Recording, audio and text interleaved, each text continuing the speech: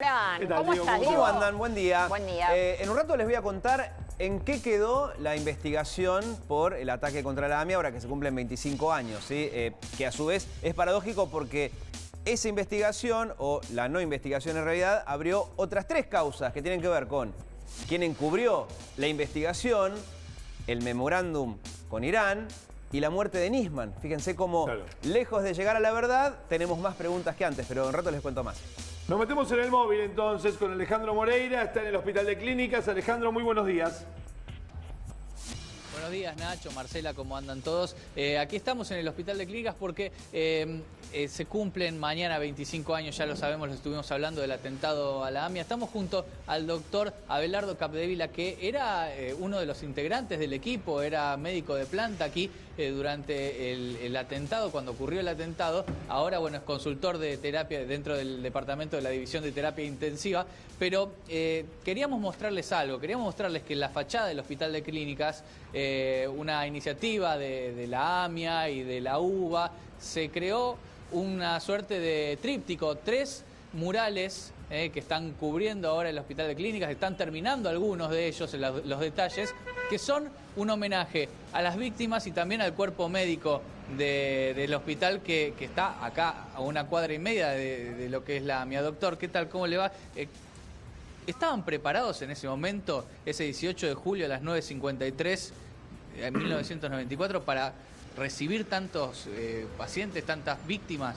Bueno, uno diría que lo que nos ocurrió fue una cosa increíble, que fue en el año 92 se produce el atentado terrorista a la Embajada de Israel y concretamente nosotros no participamos, pero todos esos temas fueron de gran interés para los que éramos especialistas en terapia intensiva, la gente que trabajaba en la guardia, y concretamente empezamos a profundizar en el conocimiento ahora en estos temas, pero lo que nunca pensamos es que íbamos a ser actores directos en una catástrofe tan impresionante que paralizó la zona, que nosotros jamás nunca pensamos en intervenir.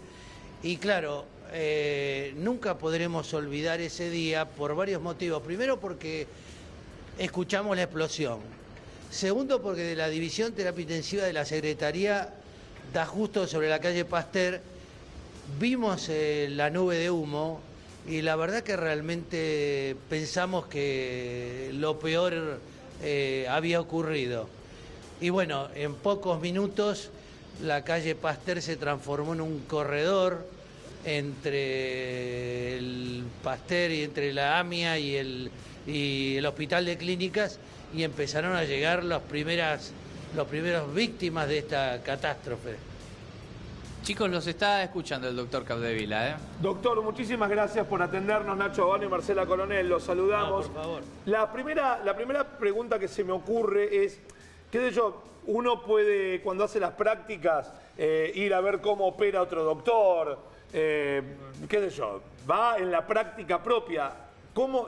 No hay forma de practicar que de golpe caigan 200 personas al mismo tiempo por un mismo evento.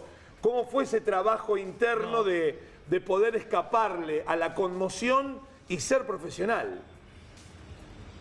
Mire, hubo algunos elementos que han formado parte de la providencia, le diría, porque fíjese, yo le voy a revelar un dato que nadie tiene.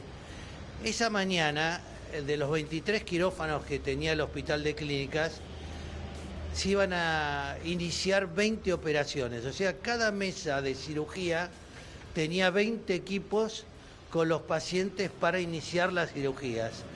El servicio de terapia intensiva con 15 camas estaba absolutamente cubierto por pacientes. Ahora, hubo una falla en el sistema de aspiración de central del quirófano, y esas cirugías se postergaron en el tiempo. Los pacientes estaban ya para ser intervenidos, pero se pospuso un tiempito como para poder resolver el problema. En ese tiempo se generó la explosión.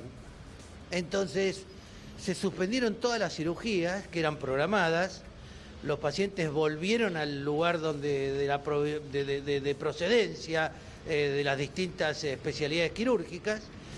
Y nosotros nos vimos en la alternativa de decir cómo íbamos a funcionar con una sala de terapia cubierta. Entonces decidimos subir los pacientes, desplazar pacientes que no tenían otro lugar al quirófano, la mesa de quirófano propiamente dicha, que lógicamente tiene monitor, respirador, que es un lugar para un paciente crítico.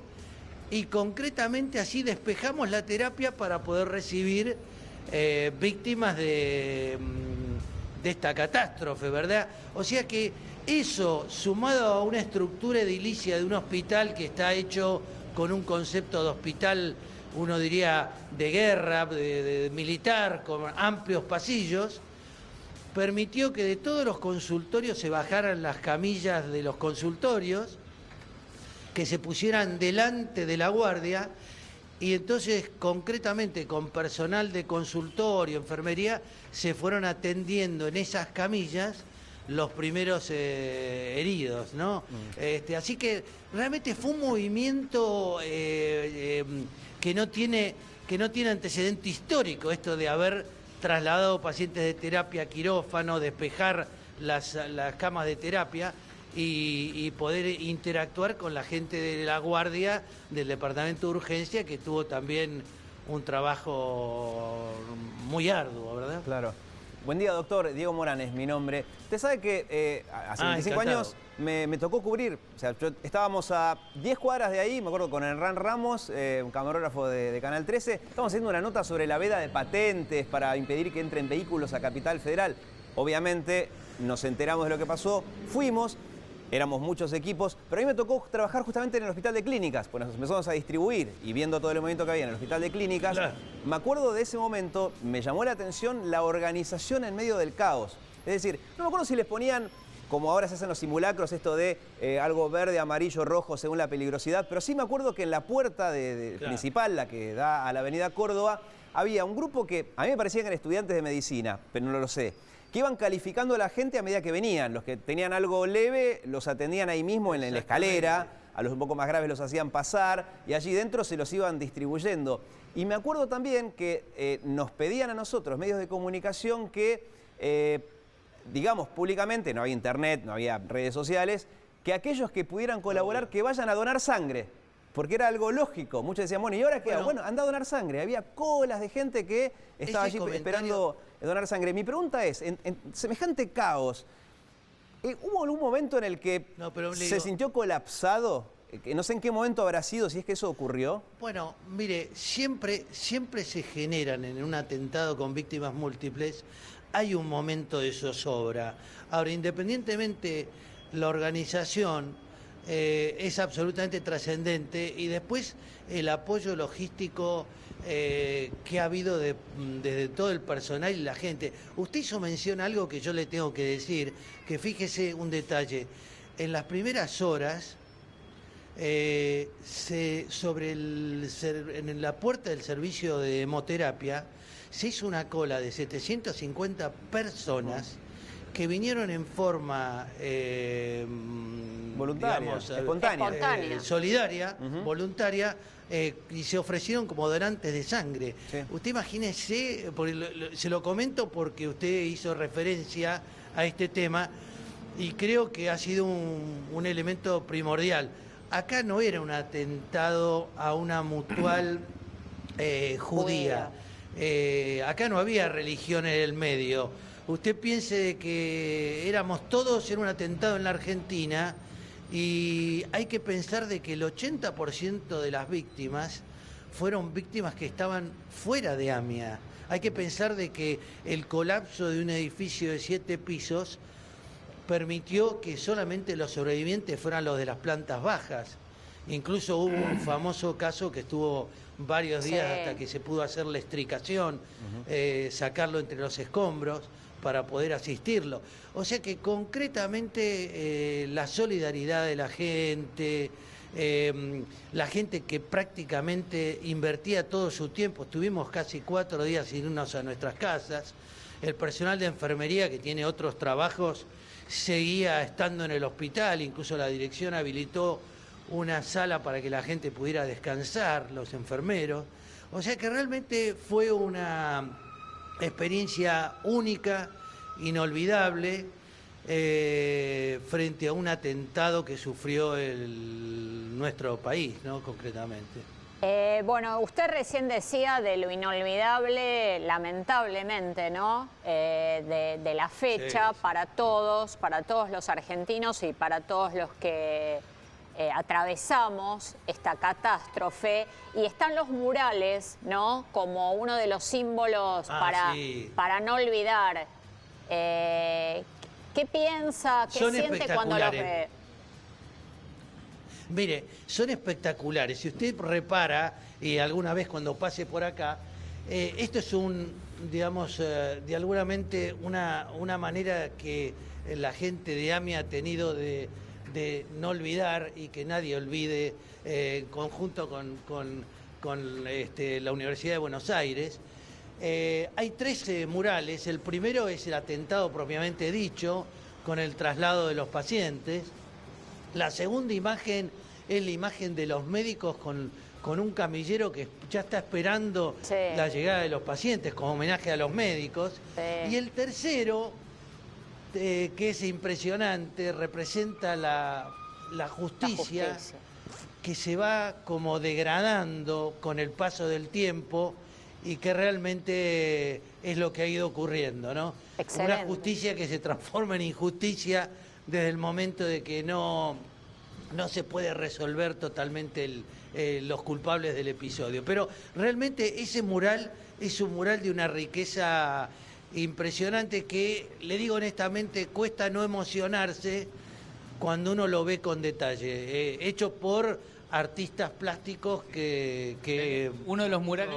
que propuso la AMIA, ¿verdad? Uno de los murales está hecho por Mariano Antedomenico, el segundo por Martín Ron, el del medio lo vemos a Martín Ron, y el tercero de Mariela Askras, que es la justicia, como decía el doctor, con el paso del tiempo degradándose, ¿no? Exactamente, así que le digo, esos murales han sido una magnífica idea porque es una manera espléndida de recordar este lamentable suceso, como usted bien dijo, y también una demostración de afecto de la gente de AMIA en conjunto con la Universidad de Buenos Aires, las autoridades, el rector de la Universidad de Buenos Aires. Doctor, le agradecemos enormemente su tiempo y estas palabras en este día. Y todo lo que hizo ese día a usted y a todos sus compañeros, agradecidos eternamente. Bueno, esa ha sido nuestra misión y forma parte de nuestro juramento hipocrático. Así que bueno, muy amable por sus palabras. Gracias. Muchas gracias. Sí, no solamente lo que hicieron ese día, igual simbólicamente se entiende lo que dijiste, ¿no? Pero fueron semanas, porque durante los primeros 4 o 5 días no se pudieron volver, porque imagínate que era gente, algunos los podían atender rápido y devolverles a sus casas o dar una alta precoz, y después en otros casos tuvieron que quedarse días enteros, ¿no? Allí dentro trabajando. Y además, por supuesto, es simbólico. Sí, porque, sí, totalmente. no, porque además... Me quedé pensando en ese detalle, ¿no? En lo que ha dicho el doctor, de quedarse días enteros ahí adentro, porque gente que tenía heridas gravísimas. Pero si uno lo piensa y ve la imagen de los murales con la justicia ciega, con los ojos tapados, es hasta hoy. Sí, ni ¿no? hablar. Es hasta hoy, 25 años después. De hecho, les quería contar en qué quedó la causa, ¿no? Bueno, en resumen se puede decir en la nada, pero les quiero dar detalles. La justicia argentina está convencida de que el Hezbollah estuvo detrás de este ataque. ¿Qué es el Hezbollah? Es una organización para muchos países terrorista, desde hoy para la Argentina también, porque hay un decreto del presidente Macri que así lo establece. No nombran Hezbollah específicamente, pero a través de una vuelta dicen todas las organizaciones que tienen los bienes congelados por la UFI. Bueno, el Hezbollah tiene los bienes congelados por la UFI. Pero el Hezbollah tiene una base en el Líbano, ¿no? Un país Medio Oriente, tiene una gran influencia iraní y muchos países del mundo, Estados Unidos a la cabeza, consideran que son básicamente un grupo terrorista. Hay 5 personas que integran el Hezbollah que tienen todavía hoy, 25 años después, un pedido de captura de Interpol. Para que tengan una idea de la impunidad, algunas de estas personas que tenían pedido de captura o que eran buscados por la Argentina estuvieron en Bolivia, tan cerca, ¿no? Al lado de Evo Morales, porque muchos son funcionarios o eran funcionarios del gobierno iraní, algunos de los acusados por parte de la justicia argentina. No los quiero aburrir, todos sabemos que quedó en la nada en ese sentido. Pero ustedes dirán, pero hubo un juicio contra la AMIA. Sí, hubo un juicio que duró más de un año en Comodoro Pi, pero no era un juicio por el ataque, para encontrar o juzgar a los responsables del ataque, sino para juzgar a los que encubrieron el ataque. Es decir, aquellos que hicieron todo lo posible para trabar la investigación. O sea, se hizo un juicio para ver quién tenía responsabilidad en que la causa no avance. ¿Se entiende? Por ese juicio en su momento se procesó al expresidente Carlos Menem, a Anzo Rey, que era el titular de la CIDE, a Juan José Galeano, que era el juez federal que tenía que investigar el caso AMIA. Él termina siendo juzgado por haber encubierto a los autores. A ese detalle se llegó. En el año 2004 ese juicio terminó sin condenados. Es increíble. Al mismo tiempo también se hizo un juicio respecto a la conexión local. Porque volvemos a lo mismo, como no se podía juzgar a los autores intelectuales del ataque, porque están bien lejos de nuestro país y nuestra justicia no puede llegar, por lo menos hizo un juicio para ver las responsabilidades de la conexión local. Ex policías, el famoso Carlos Alberto Tejeldín, que fue la persona que aportó la camioneta, que tenía unos 400 kilos de explosivos, la famosa Traffic Blanca, que fue estacionada frente a la Pasteur del 600. Bueno, a ellos también se los absolvió por falta de pruebas. Quizás no porque no hayan tenido nada que ver, sino porque la investigación se hizo tan mal que la justicia dice, y yo con estos elementos no los puedo condenar. ¿Se entiende? Entonces nos va a quedar la duda eterna respecto a si tuvieron responsabilidad o no Tejeldín y estos ex policías involucrados en la causa. Y después, si seguimos buscando, llegamos a que, por ejemplo, el pacto de entendimiento con Irán, que en su momento lo impulsó el gobierno de Cristina Fernández de Kirchner, bueno, hoy no está en etapa de juicio, pero sí en etapa de investigación, porque hay quienes entienden que fue un pacto de encubrimiento, que era básicamente encontrar la manera para dejar de lado a los responsables iraníes en este ataque y para, ustedes dirán, bueno, pero ¿qué ganancia puede sacar la Argentina en sacar a un costado a los funcionarios iraníes? Bueno, hacer comercio con Irán. Esa era la idea original desde el punto de vista de los fiscales que investigan este caso. Bueno, por ese pacto, lo dimos noticia el año pasado, se procesó incluso hasta con prisión preventiva a Cristina Fernández de Kirchner. Por supuesto la prisión preventiva no se lleva adelante porque ella tiene fueros por ser senadora, pero eso está en etapa de investigación. Alberto Fernández fue hace poco a declarar como testigo por este hecho, dijo que fue una decisión política y punto, que en todo caso él la criticaba esta decisión, pero volvemos a lo mismo, son derivaciones del caso AMIA. Y ni hablar la muerte de Nisman, que en su momento, recuerden, murió un día antes del momento en el que iba a ir al Congreso a denunciar ese acuerdo con Irán. Al día de hoy aún no está claro si fue un suicidio o si lo mataron, pero son consecuencias de la investigación del caso AMIA. El caso AMIA, ¿en qué quedó? En la nada. Pero a su vez se investigó la conexión local, sin condenados. Se está investigando el encubrimiento, hay muchos procesados, se está investigando el pacto de entendimiento con Irán, hay gente procesada y la muerte de Nisman, bueno, en ese caso ni siquiera hay gente, bueno, sí, Lago Marcino, que es quien entregó el arma, pero no se sabe aún si tuvo responsabilidad o no en este hecho. Muy poco, ¿no? A 25 años. ¿Esa 25 años es una causa perdida? No prescribió porque es un hecho de lesa humanidad, entonces estas causas no prescriben. Pero lógico que cuanto más tiempo pasa del hecho, menos chances hay de esclarecerlo. Y un detalle, el atentado de la AMIA fue tan fuerte, murieron 85 personas, que eclipsa lo que pasó 2 años antes. Porque en el 92 hubo otro atentado terrorista en la Argentina, del cual se habla poco, que fue el ataque contra la Embajada de Israel. En ese momento murieron 29 personas. Y fíjense, ¿no? Lo que es como impunidad grande mata impunidad pequeña, porque ese hecho, que es investigado en teoría por la Corte Suprema, porque como es una sede diplomática, es la Corte Suprema la que se pone al hombro de la investigación, o sea, pasaron varias Cortes Supremas y no se llegó a nada. Eso fue en el 92, murieron 29 personas. 2 años después vino el ataque contra la AMIA, que fue aún peor. Muchos consideran que si se hubiera aclarado en parte, aunque sea, el atentado contra la Embajada de Israel, y no hubiera ocurrido el siguiente.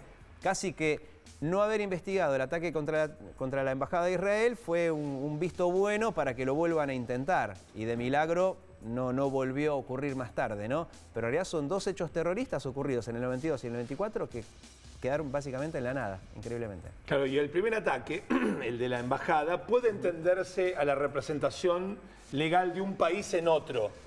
Podemos comprender como que el ataque a la embajada fue directamente hacia Israel. En AMIA es el corazón de la comunidad. Sí, claro. Es el corazón de la comunidad, o sea, el corazón de la comunidad que eran argentinos. Sí, en el otro también. Pero, en el otro, en los dos. pero Marce, está bien. Pero lo que te quiero decir es que a ver. Hilando muy fino, sí, entiendo a lo que vas vos. Los dos ataques fueron contra Argentina y punto. País. Sí. Ahí te puedo decir que es al país. Bueno, dale. Pero pasó acá Claro, igual. está bien, pero en los hechos tampoco...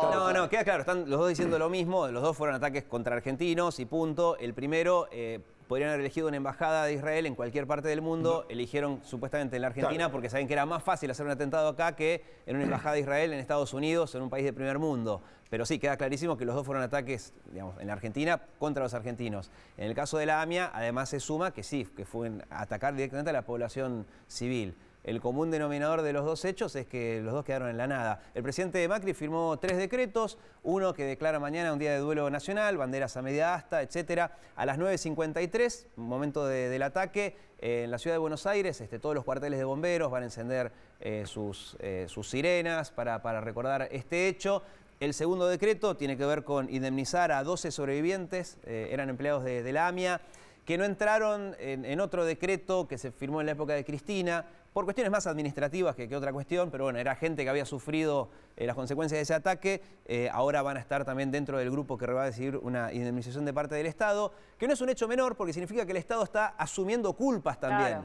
Porque ustedes dirán, bueno, 12 personas, sí, el poder simbólico, más allá de estas 12 personas que lo merecen, el Estado argentino está diciendo no los cuidamos y somos también responsables. Entonces es un hecho simbólico importante y el tercer decreto es que recién les conté, ¿no? De declarar al Hezbollah como organización terrorista. En el decreto no dice Hezbollah porque la Cancillería sugirió no hacerlo, pero sí el decreto dice todas las organizaciones que tengan los bienes congelados por la UFI, o por la AFI en realidad, la UFI son los fiscales, es por la AFI, y Hezbollah es una de estas organizaciones. Por lo tanto, también son medidas más simbólicas que otra cosa. No va a ir el presidente Macri a Pasteur al 600, sí va a estar en el Museo de la Casa Rosada recibiendo a dirigentes de la comunidad judía que van a presentar un libro llamado Justicia Perseguirás, que fue escrito por muchos dirigentes políticos, Donald Trump, Angela Merkel, el propio Macri y muchos premios Nobel de la Paz. Esto va a ser